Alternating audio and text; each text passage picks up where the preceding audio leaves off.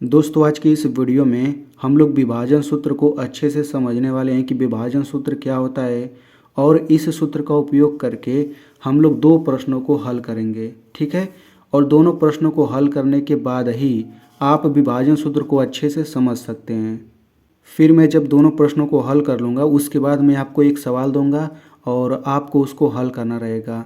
और मैं आपको इस वीडियो में ये जो विभाजन सूत्र है इसको याद करने का ट्रिक भी बताऊंगा। यानी कि इस वीडियो में ये सारा चीज़ हम लोग सीखने वाले हैं। ठीक है। तो चलिए इस वीडियो को शुरू करते हैं।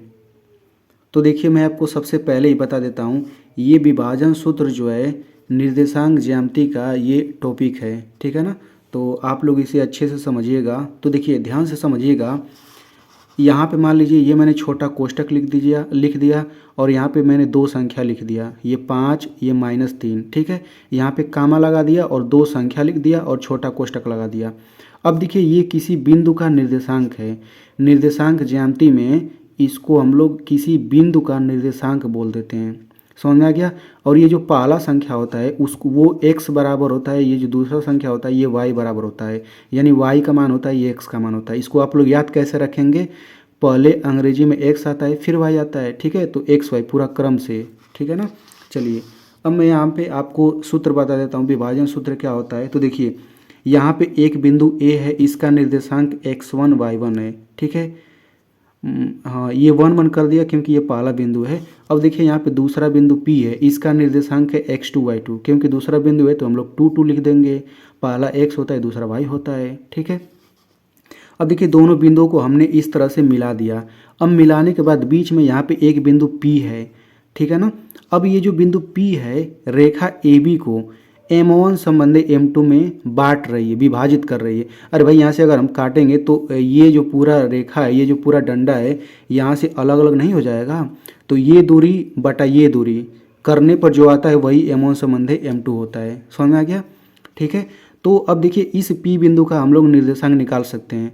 अगर किसी सवाल में ये दोनों बिंदु का निर्देशांक दे दिया है और ये अगर अनुपात दे दिया है तो हम लोग इस बिंदु का निर्देशांक निकाल सकते हैं। उसी का सूत्र क्या होता है, बिंदु P का निर्देशांक बराबर ये सूत्र होता है m1 x2 plus m2 x1 बटा m1 प्लस m2 कामा m1 y2 plus m2 y1 पूरे का बटा m1 प्लस m2। ये कामा क्यों लगा है, ये कोष्टक क्यों लगा है, क्योंकि इसमें मान रखने पर हल करने पर ये x का मान आ जाएगा और इसको हल करने पर y का मान आ जाएगा। ठीक है ना। तो देखिए ये निर्देशांक है तो ऐसे ही तो आएगा।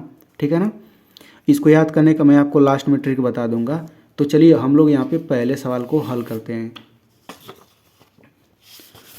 तो देखिए पहला सवाल क्या चीज़ है, पहला सवाल बोला गया है उस बिंदु के निर्देशांक ज्ञात कीजिए जो बिंदुओं -1, 7 और 4, को मिलाने वाले रेखाखंड को दो संबंधित 3 के अनुपात में अंतः विभाजित करता है। अंतः का मतलब है कि मतलब रेखा के बीच में कहीं पर बिंदु आता है। ठीक है। तो चलिए हम यहाँ पे सबसे पहले चित्र बनाते हैं। तो इस बिंदु और इस बिंदु को सबसे पहले हम लोग यहाँ पे दिखाते हैं।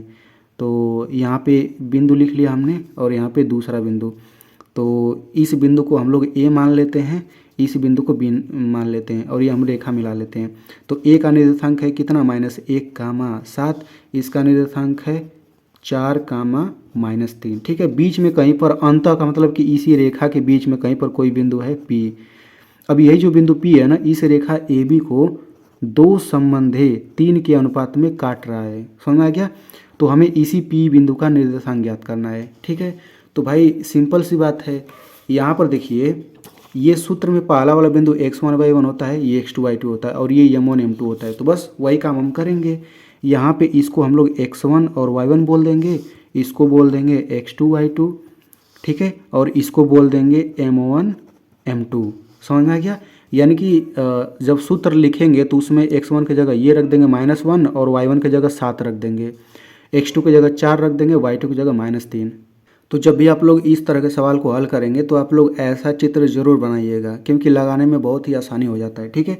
तो हमें इसी बिंदु का निर्देशांक निकालना है। तो इसका सूत्र क्या होता है, यहाँ पे सबसे पहले हम लोग सूत्र लिख लेते हैं। तो यहाँ पे लिखेंगे बिंदु P का निर्देशांक बराबर, तो बिंदु P के निर्देशांक का सूत्र क्या होता है, m1 x2 plus m2 x1 पूरे का बटा हो जाएगा m1 प्लस m2। काम लगाइए, ये हो जाएगा m1 y2 plus m2 y1 पूरे का बटा हो जाएगा m1 प्लस m2। ठीक है ना। चलिए यहाँ पे हम सवाल लगाते हैं। तो अब सभी का मान रख दीजिए। तो यहाँ पे देखिए m1 x2 साथ में लिखा है, बीच में कोई चिन्ह नहीं है तो गुणा होगा। तो m1 की जगह क्या रखना है, m1 की जगह 2 रखना है, तो ये हो जाएगा 2, फिर गुणा लगाइए। x2 की जगह क्या रखना है, x2 की जगह ये 4 रखना है, 4 हो गया। प्लस है, प्लस लिखिए। m2 की जगह क्या रखना है, 3, तो ये हो जाएगा 3 गुणा। फिर ये हो जाएगा x1 की जगह क्या रखना है, ये यहाँ पे माइनस है।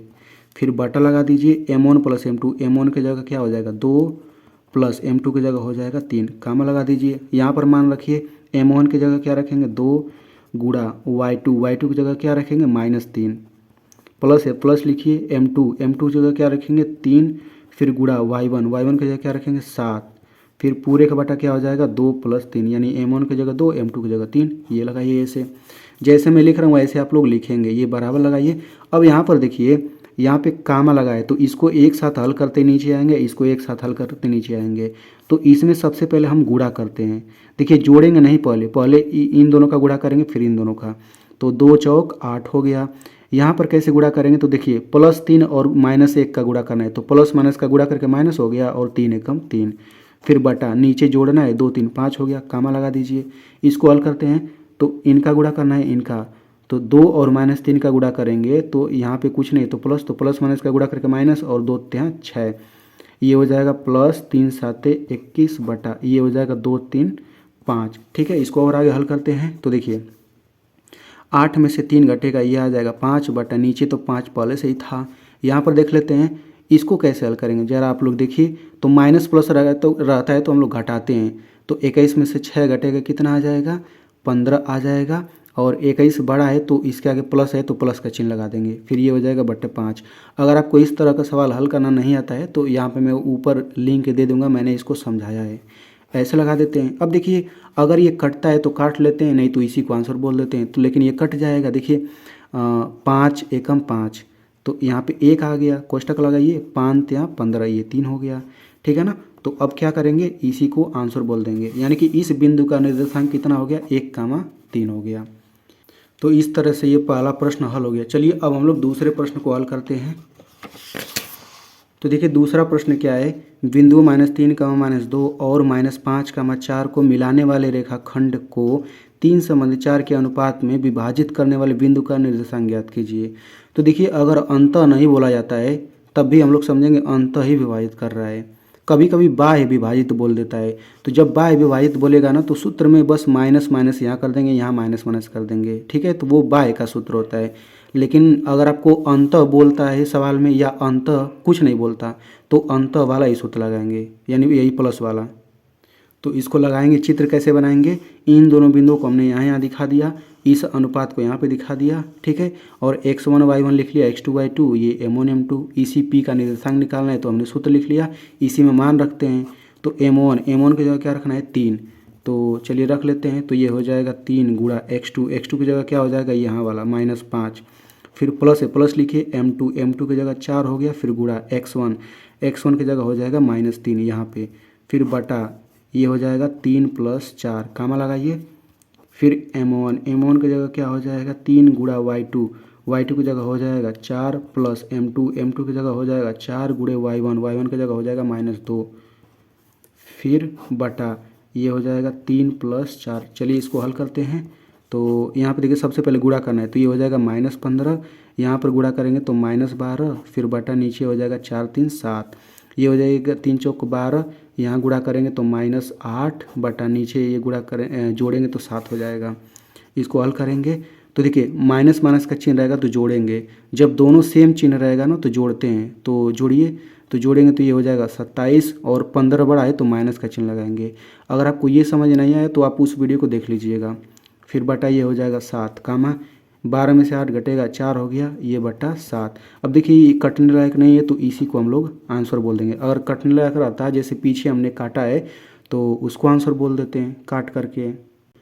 तो अभी मैं आपको सवाल दूंगा थोड़ी देर बाद, लेकिन उससे पहले मैं आपको सूत्र याद करने का ट्रिक बता देता हूँ। तो देखिए सूत्र को याद करने का ट्रिक क्या है, आपको इतना तो याद हो ही जाएगा, m1 + m2 बटा m1 + m2, कामा लगाइए, m1 + m2 बटा m1 + m2, आपको ये याद हो जाएगा। अब देखिए यहाँ पे देखिए कामा के इधर वाला ये एक्स का मान होता है, मैंने आपको शुरू में ही बता दिया। तो सिंपल काम आपको करना है, इसमें एक्स एक्स लगा देना है, समझ में आ गया। अब ये 1 है ना, तो ये यहाँ पे 2 लगा दीजिए, 2 लगा दीजिए, यहाँ 2 है तो 1 लगा दीजिए, बस ये पहला वाला हो गया। अब ये दूसरा वाला वाई का मान होता है तो वाई वाई लगाइए, और 1 है तो 2 लगाइए, 2 है तो 1 लगाइए, बस आपका ये सूत्र बन गया है। तो अब मैं यहाँ पे आपको सवाल देता हूँ, तो आप लोग इस सवाल को लगा करके कमेंट में इसका आंसर ज़रूर बताइएगा, तभी तो मुझे पता चलेगा कि आपको समझ आ गया है।